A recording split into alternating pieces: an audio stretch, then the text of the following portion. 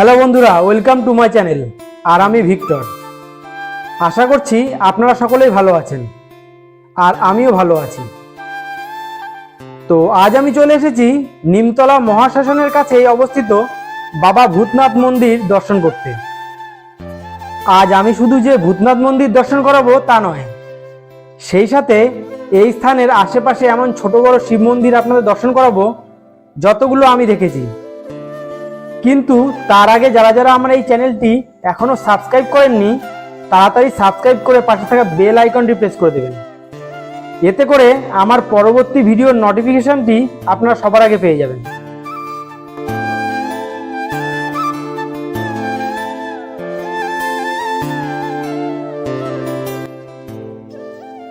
তো চলুন মন্দির দর্শন করতে করতে এই ভূতনাথ মন্দিরের কিছু অজানা ইতিহাস জেনে নেওয়া যাক।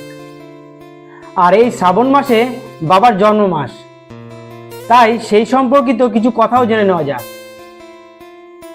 এই স্থানে বহু দেবদেবীর বসবাস, সেটা আপনারা আমার এই ভিডিও দেখেই বুঝতে পারছেন। এই ভূতনাথ মন্দিরটি 300 বছরেরও বেশি পুরানো। এই শিব মন্দিরে মনস্কামনার জন্য পুজো দেওয়া হয়, এই জন্য অনেকেই এই মন্দিরকে মনস্কামনা মন্দির নামেও জানেন। বিশেষ করে অবাঙালিরা এই নামে চেনেন।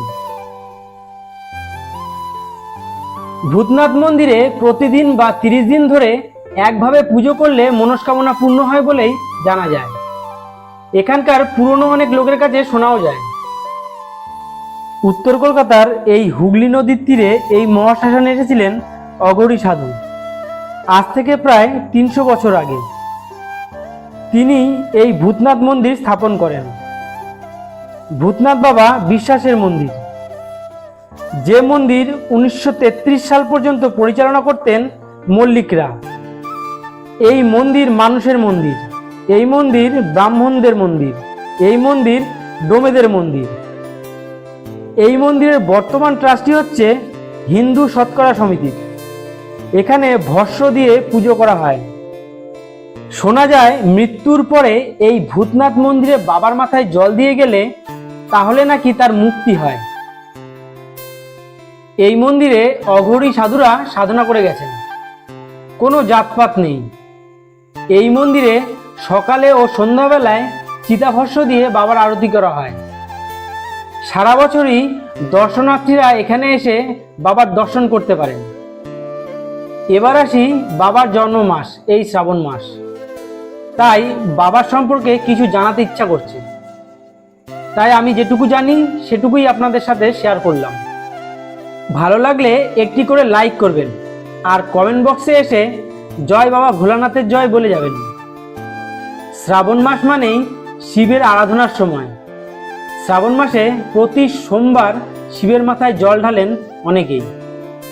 নিজের সংসার সন্তানের মঙ্গল কামনায় পূজা চলে শ্রাবণ মাস ভোর। কথায় বলে দেবাদিদেব অর্থাৎ সব ঈশ্বরের সেরা শিব, সেই ঈশ্বরের পুজোয় সব মনস্কামনা পূর্ণ হবে জীবনে। শ্রাবণ মাস শিবের কাছে কেন এত প্রিয়, বা শ্রাবণ মাসকে কেন শিবের মাস বলা হয়, তা নিয়ে অনেক মতামত আছে। আমাদের পুরাণে বর্ণিত ঘটনাগুলির মধ্যে সমুদ্র মন্থন একটি গুরুত্বপূর্ণ ঘটনা। কথিত আছে সমুদ্র মন্থনে এই শ্রাবণ মাসে হয়েছিল। সমুদ্র মন্থন থেকে উঠে আসা গরল বা বিষ থেকে এই বিশ্ব ব্রহ্মাণ্ডকে রক্ষা করার জন্য মহাদেব সেই বিষকে নিজের কণ্ঠে ধারণ করেছিলেন, আর তার প্রভাবে মহাদেবের কণ্ঠ হয়ে ওঠে নীল। আবার অনেকেই বলেন এই শ্রাবণ মাসে শিব মর্তে শ্বশুর বাড়িতে আসেন, যেখানে তাকে অনন্ত ভক্তি ও ভালোবাসার সাথে আপ্যায়ন করা হয়ে থাকে, তাকে সন্তুষ্ট করার জন্য।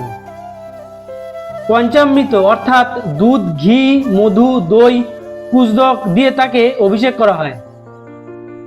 যেহেতু শিবের শ্বশুরবাড়ি এই মর্তে এবং এই শ্রাবণ মাসে শিব মর্তে আগমন করেন, সেহেতু এই শ্রাবণ মাসেই শিব তার ভক্তদের অনেক কাছে চলে আসে। সেই জন্য শ্রাবণ মাস মর্তবাসীর জন্য অনেক গুরুত্বপূর্ণ। তবে এই শ্রাবণ মাসে এই পুজোর পিছনে সমাজ বিজ্ঞানেরও কিছু ব্যাখ্যা আছে। শিব মানে সৃষ্টি।